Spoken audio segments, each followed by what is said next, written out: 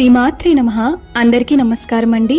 లలితా సహస్రనామంలో 73వ శ్లోకం. కామ్య కామకళారూప కదంబ కుసుమ ప్రియ కళ్యాణి జగతి కంద కరుణా రససాగర. భావం కోరదగినటువంటిది, కామేశ్వరుని కల యొక్క రూపమైనది, కడిమి పువ్వులయందు ప్రేమ కలిగినది, శుభలక్షణములు కలిగినది, జగత్తుకు మూలమైనటువంటిది, దయా లక్షణాలకి సముద్రము వంటిది. ఒక్క క్షణం ఊహించండి, కదంబ పువ్వులతో నిండిన ఒక ప్రశాంతమైన తోట.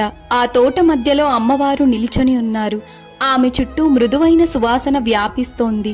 ఆమెను చూసిన ప్రతి ఒక్కరి హృదయంలో శాంతి కలుగుతోంది. ఎందుకంటే ఆమె కేవలం శక్తి కాదు, కరుణ సముద్రం. ఈ ప్రపంచం మొత్తం ఆమె నుండే పుట్టింది. ప్రతి జీవిని తల్లి ప్రేమతో చూసుకుంటోంది. నిజమైన గొప్పతనం శక్తిలో కాదు, కరుణలో ఉంటుంది.